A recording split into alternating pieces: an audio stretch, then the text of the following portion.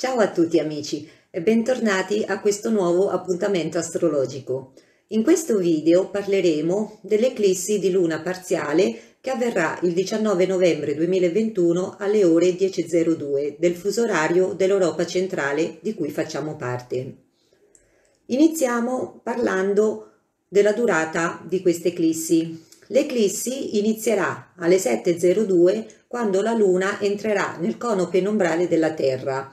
Alle 8:18 entrerà nel cono d'ombra, raggiungerà il picco massimo di visibilità alle 10:02 per poi ritornare alle 11:47 nel cono d'ombra e alle 13:03 nel cono penombrale. La durata della visibilità dell'eclissi è di 3 ore e 28 minuti e nel suo complesso durerà 6 ore e 1 minuto, rendendola l'eclissi più lunga di questo secolo. Purtroppo la Luna è all'apogeo, il che significa che si trova alla massima distanza dalla Terra, il che la fa diventare una microluna, cioè alla vista il nostro astro argentato risulterà più piccolo del solito. Per quanto riguarda la visibilità, dall'Italia non sarà possibile vedere l'eclissi per 2 motivi. Il primo è che si verifica nelle ore diurne e il secondo è che la Luna è posizionata sotto l'orizzonte.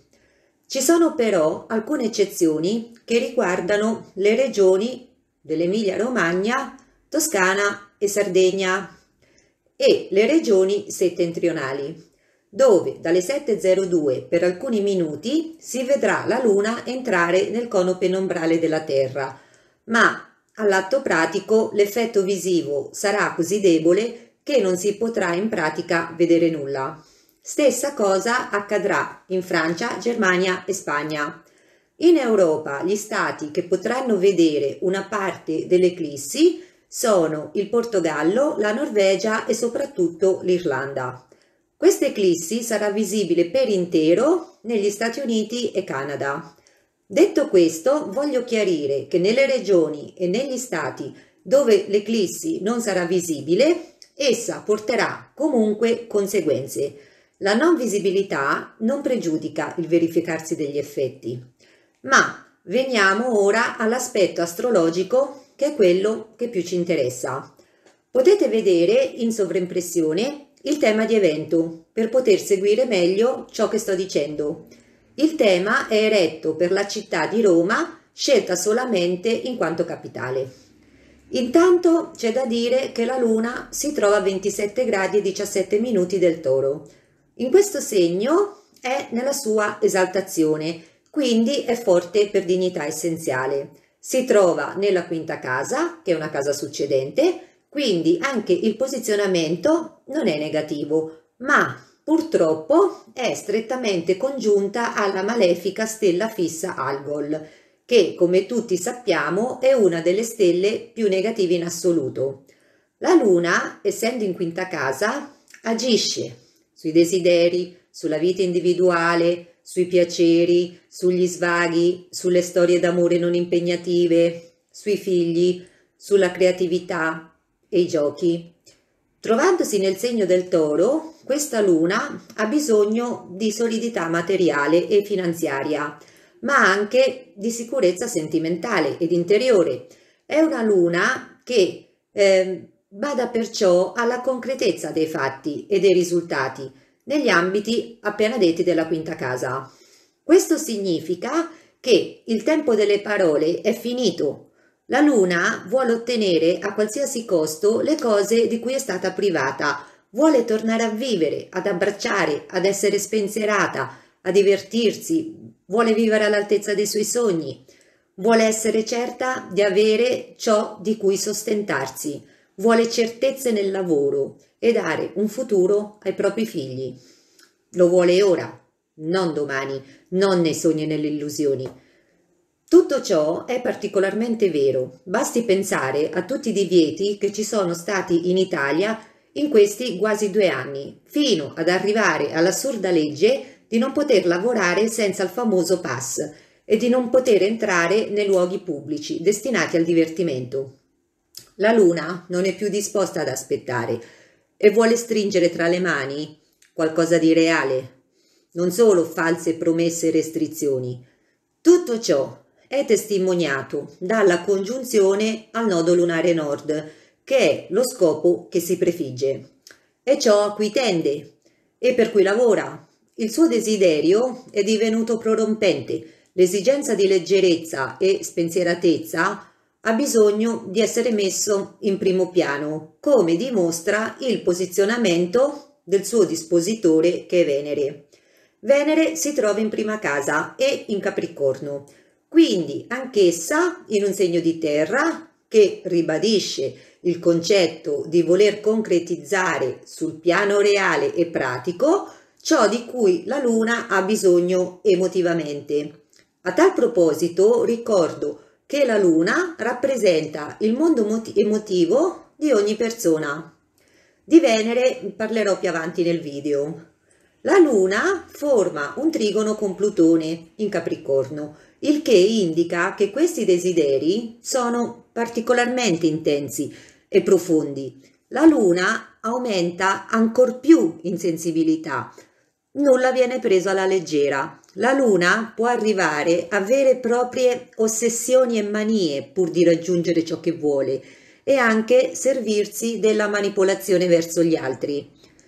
Gli obiettivi della Luna non saranno però raggiunti, in quanto, come dicevamo, è congiunta ad Algol, che in mitologia è associata con la testa di Medusa.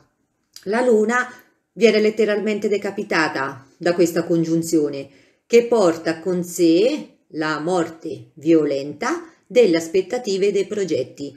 Proprio come Medusa fu decapitata, così la Luna non solo non raggiungerà i suoi scopi, ma sarà in pericolo di perdere la testa anche in senso psicologico, come dimostra il trigono con Plutone. Tutto ciò che ho spiegato finora è lo stato emotivo più o meno inconscio che le persone affronteranno a causa di queste eclissi e che sarà il leitmotiv che si accompagnerà fino alla prossima eclissi lunare. Tornando ora all'eclissi vera e propria, costituita dall'opposizione tra Luna e il Sole, dobbiamo analizzare lo stato del Sole. L'eclissi si svolge sull'asse quinta-undicesima casa, perciò il Sole è situato nell'11ª. Questa casa rappresenta la società, i gruppi di persone, la collettività, le organizzazioni, la politica, gli amici. Il Sole è a 27 gradi e 14 minuti dello Scorpione ed è peregrino. In questo segno il Sole si carica di magnetismo, di aggressività e di voglia di primeggiare. È in grado di affascinare le folle, di capire come manipolare gli altri. Trovandosi, come ho detto, in 11ª casa, il Sole, dotato di queste caratteristiche, rappresenta tutte le persone esterne a noi, compresi i politici. Non a caso il Sole è congiunto a Mercurio, che è nei propri termini, quindi in dignità essenziale.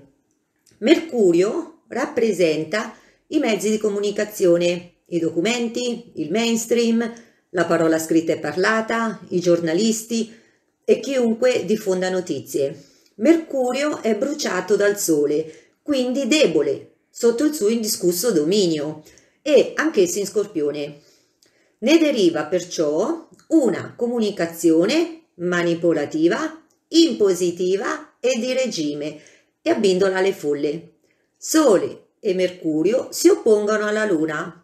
Il Sole la oscura e porta negli abissi dell'Ade tutte le speranze e i progetti della Luna. Ne deriva che l'oppressione che essa subisce la porterà sempre più all'esasperazione.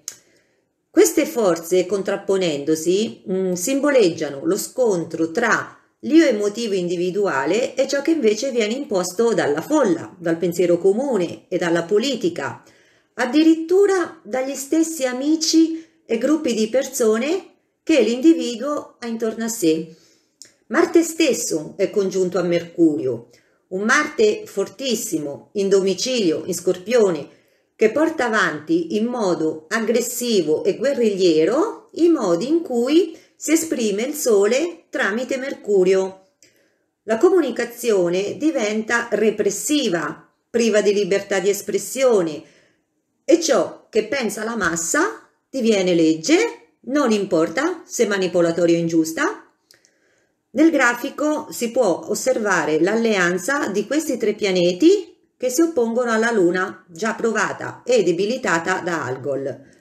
Le comunicazioni sono preconfezionate ad hoc da un burattinaio invisibile che non si fa remora di utilizzare chiunque, dandogli visibilità per indurre la massa in errore. Il Sole è congiunto al nodo lunare sud, prende perciò spunto da metodi manipolatori passati, riguardanti un periodo storico italiano, ma anche straniero, che tutti dovrebbero ricordare, ma in pochi lo fanno. Sole, Mercurio e Marte ricevono un trigono da Nettuno retrogrado.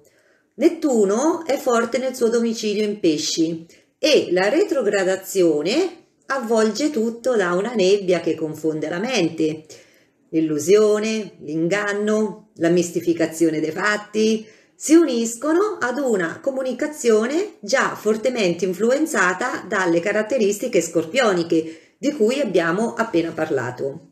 Nettuno perciò dà manforte al malefico trio, impregnandoli di un'aura subdola e stordente. La squadra del Sole, che combatte contro la Luna, trova sfogo su Giove tramite una quadratura a T, che potete vedere nel grafico. Ciò significa che le energie scaturite dalla battaglia, che vede la Luna in netto svantaggio, producono i loro effetti non solo sulla Luna, ma anche su questo pianeta. Giove rappresenta la legge, la giustizia, gli alti ideali, lo studio superiore, i viaggi all'estero, la religione. Il Sole e la Luna, formando due quadrature con Giove, chiariscono immediatamente che la giustizia è morta, che le leggi sono illegittime, che gli ideali sono andati perduti, che non esiste più diritto allo studio se non hai prestato il tuo corpo alla sperimentazione genica, come avviene in Italia, dove non si può più andare all'università in mancanza di questo requisito, che viaggiare non è consentito ed eventualmente per farlo bisogna prendere 10 treni regionali perché gli intercity sono interdetti a chi non si è fatto benedire. Anche la religione è vietata, in quanto il Papa stesso è in combutta col burattinaio magico. Io ho le mie idee, posso sbagliare, ma i pianeti non sbagliano mai e ciò che sto spiegando lo evinco dalla carta astrologica che sta parlando chiarissima a tutti noi. La seconda casa, dove è posizionato Giove, rappresenta le proprietà, i beni, il modo in cui si guadagna il denaro e i segreti relativi ad esso.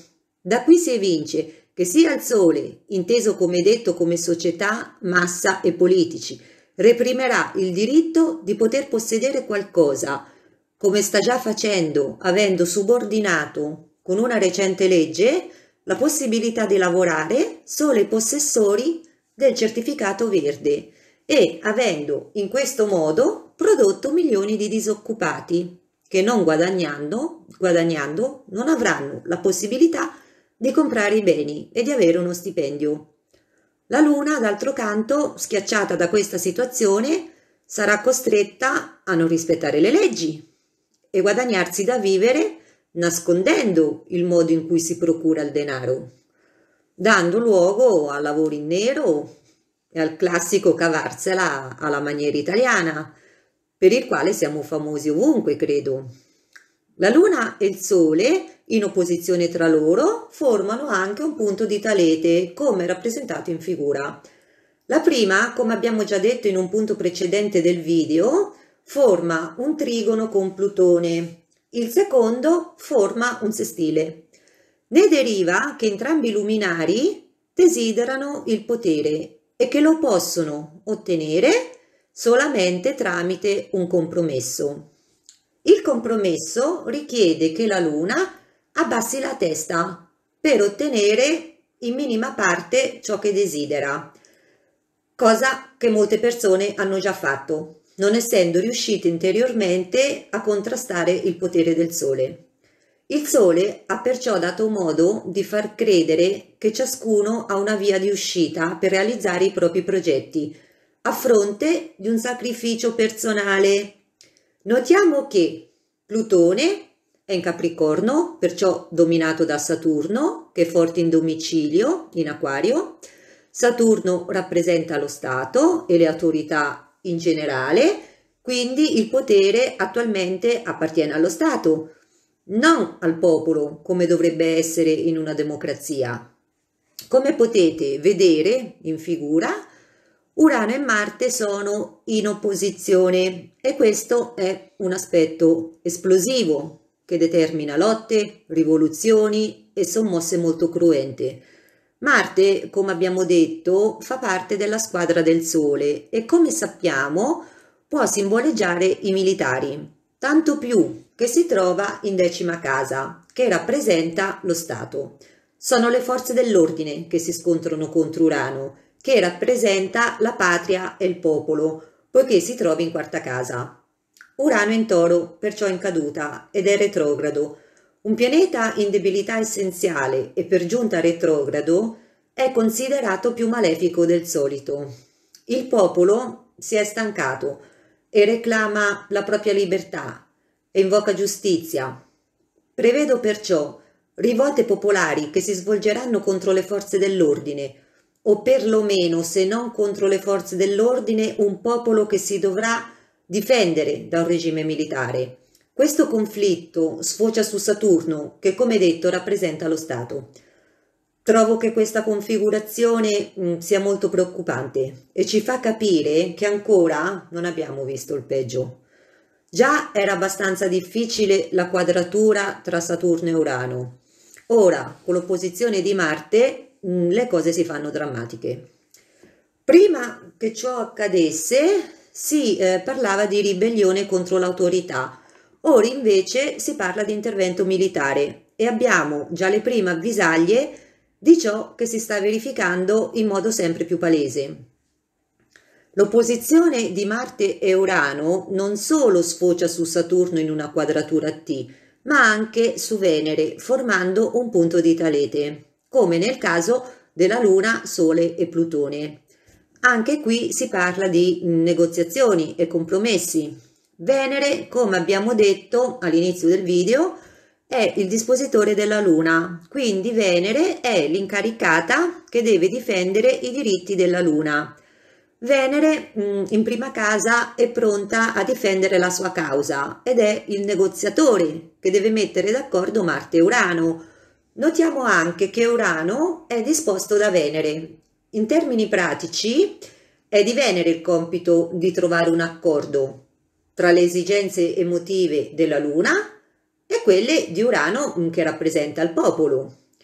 Vediamo che Venere forma un sestile con Marte, quindi il contatto avviene e sembra che si possa trovare una soluzione pacifica, in quanto il sestile è un aspetto armonico e di amicizia tra i pianeti. Ma purtroppo, cosa che credo che nessuno abbia notato, il sestile tra Venere e Marte non si perfeziona, cioè questi due pianeti non arriveranno a formare l'aspetto esatto di 60 gradi, perché il 19 dicembre Venere inizierà il suo moto retrogrado, allontanandosi da Marte. Questo fa pensare che avverrà un evento per cui quella parte della popolazione che cerca giustizia riuscirà ad ottenere un accordo con i vertici dello Stato che sembra possa portare buoni frutti, ma dopo alcune trattative l'accordo non verrà raggiunto perché risulterà inaccettabile nei termini. Questo sarà il preludio del verificarsi degli scontri e delle sommosse di cui parlavamo. In definitiva, questa eclissi ci sta avvisando degli eventi che accadranno a breve, fornendoci quindi la possibilità di evitare disgrazie e svelando in anticipo le mosse del nemico. Spero che questo video vi sia piaciuto, che sia stato utile e vi do appuntamento al prossimo video. Ciao!